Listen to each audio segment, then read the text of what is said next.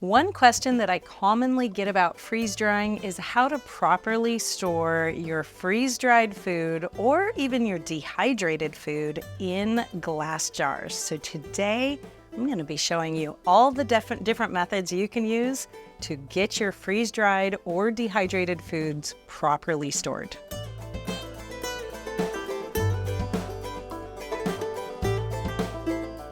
Properly storing your foods that you've already worked so hard to get preserved, either through dehydrating or freeze drying, is really important. When I started freeze drying, at the very beginning of my freeze drying journey, I freeze dried a lot of food, but I didn't know how to store it properly, and I ended up losing hundreds of dollars worth of value of food because it wasn't stored well, and so it went bad. So one of the things that people ask me all the time is how to properly store your freeze-dried or dehydrated food in glass mason jars instead of in Mylar bags. And there's a couple reasons you might want to do this. One is that Mylar bags are disposable, and it's kind of a pain and a waste of money to just keep buying something that you just have to throw away after you use it once. They have their place, they have their uses, but ultimately, if you don't have to buy something disposable, that's going to save you a lot of money and waste in the long run. Another reason is that Mylar bags don't tend to store well on your pantry shelf. They don't like to stand up well, and they can be really hard to organize. Jars, on the other hand, sit really nicely on a pantry shelf. And the third reason comes in that jars are see-through. So you can actually see what's in your food, which means you're much more likely to actually use it than you would if your food was in a completely opaque Mylar bag. For those reasons, storing your food in mason jars can be a great way to go. But let's talk about the proper way to store your food. Now, when it comes to dehydrated or freeze-dried food, you can use all different sizes of jars. You could use the little teeny jars. You could use these pint-sized jars. You can use quart jars. You could even use half-gallon jars. The most important thing about them, though, is that you're going to have to seal them. So you want to make sure that you're using a lid that fits your jar and is also a two-part lid. If you have some sort of vacuum chamber sealer, you can use jars that are like pickle jars from the grocery store with one-part lids, but you'd have to have a chamber vacuum sealer. Most of us don't have those on hand, but I do have a trick for you. I'm going to show you at the end of this video. If that's you and you want to reuse your grocery store bought jars. For the rest of us, we'll just want to use our regular canning jars with the two-part lids. Now, the enemy of any type of dry food is going to be moisture. And moisture is not only carried by droplets of water, but also by the oxygen that is in the air. So it's really important to deal with that when you're dealing with drying and storing your food. That said, one of the best things to use in your food is something that's called an oxygen absorber. And what this does is it actually binds the oxygen and makes it non-available so that it can't be holding onto any moisture and introduce that into your food. Each size container that you might be using requires a different size oxygen absorber. So you'll want to make sure you're using the correct size. What you'll do is you'll want to put that oxygen absorber right at the very top of your jar. That way, when you go to use it, you can find it really easily, pull it out, and not accidentally dump it into your pot of soup or whatever else it is. So we're just going to put those in there. Here we've got sliced tomatoes that have been freeze-dried, blueberries that have been freeze-dried, and some green onions. When you're working with your oxygen absorbers, it's really important to keep them in an airtight container and to get the lid back on them as fast as you can so that you're not absorbing oxygen from your room and thereby using up all of the oxygen absorbing capabilities of the packets before you actually even get them in your jar.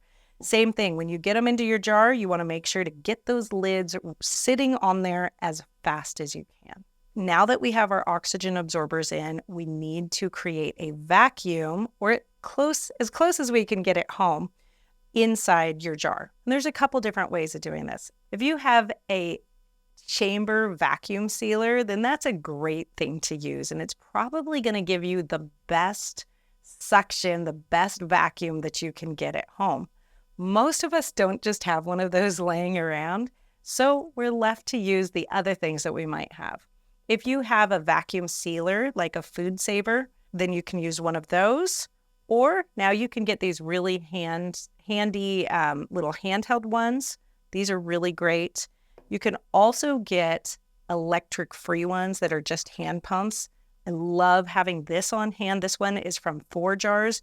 I really like having this on hand because if you're using your food in any sort of a emergency situation, like a power outage, then you can reseal these jars even if you don't have electricity, which is really important. So when you're using something like a food saver, you can get the little hose to the accessory so that you can actually just use this machine. This is an adapter for jars, and it actually comes usually with your vacuum sealer, but you can get it afterwards too. And you just place that onto your jar. You choose the accessory mode on your food saver, and then you just let it do its thing.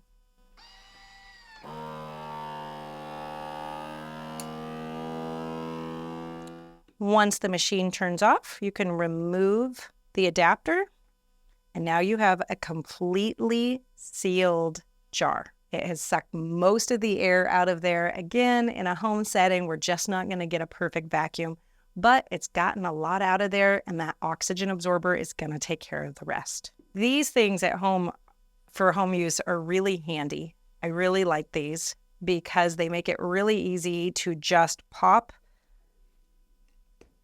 the vacuum sealer right on top of the jar and push one button, and it kind of just does its thing, sucks all the air out, and seals that jar. Usually I'll let it go anywhere from 15 to 20 seconds, depending on the size of the jar.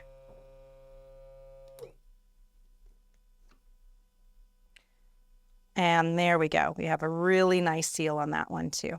Now, if you're in a situation where you don't want to keep your batteries charged, or you don't want to use electricity, or you don't have electricity to use, like you're in a power outage, then this can be a great way to go. This again is that 4 Jars hand sealer. So you just hold it right on top of there and you just pump it. Now this is a pretty big jar. This is that quart-sized jar. So it's going to take a few pumps to get through it. But you can see it's getting hard. Like I can feel the tension now of it getting harder and harder to pump any more air out. So you get a little bit of, resistance on this pump. And there you go again. You have a really nicely sealed jar. So this is something that I keep on hand even with all the other gadgets, because I want this backup for if I have any power outage and I want to use some of a jar of dehydrated food or freeze-dried food, but I want to get it resealed up so it continues to last well. I don't need to try to figure out how to get some power to use one of these other powered gadgets. I can just keep on vacuum sealing my jars, even with a little hand gadget. So if you don't have one of these, I really recommend you check them out. Again, that's 4 Jars. And this is something I'm just so excited that I just found. Just such a simple tool, but one of those things that gives me a lot of peace of mind. Now, if freeze drying is your thing, then you're going to want to check out this next trick that I have for you on how to really quickly and easily vacuum seal a whole lot of jars.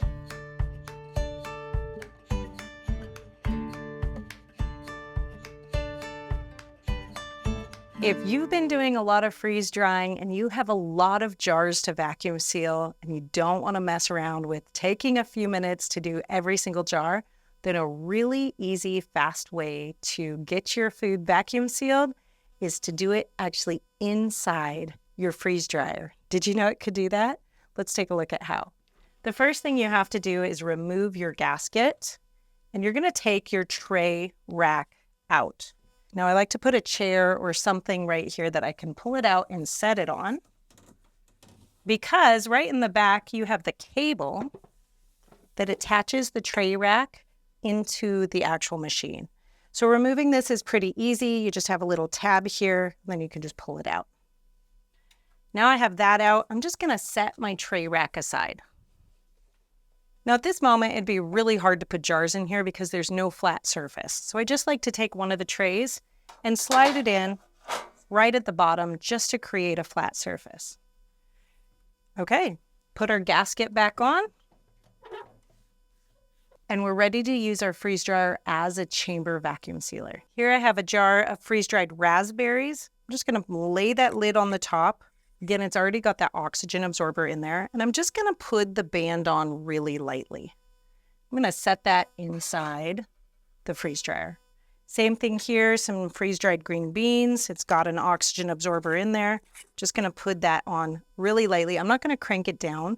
I want it to have a little bit of flex room in that lid. Now I can load this up with as many jars as I can fit onto the tray, and it works out really well. Okay, now we're going to close the door and go ahead and close the drain valve. Press your functional testing button. Usually that's the leaf on the harvest right up in the upper left-hand corner. And then we're going to hit the little toggle button right here under vacuum to turn our vacuum pump on. And that's going to kick our pump on, and it's going to create a draw that's going to vacuum seal our jars inside there. So I'm going to let this run for probably about 1.5 minutes. Usually you can hear a little bit of a change in the pump when it gets to where it's totally vacuum sealed and not really pulling anymore.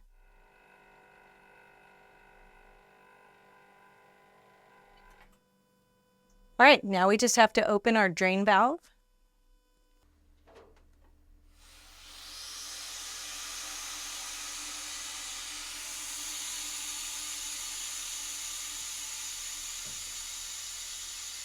And wait for the pressure to release for just a minute.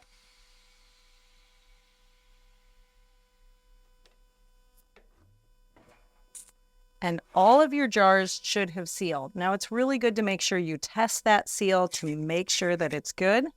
Here I can see I've got a nice concave shape here. And look at that. That is completely sealed. Isn't that great? I can usually fit about 10 jars in at a time, so that really speeds up the process if you're doing a bunch of jars.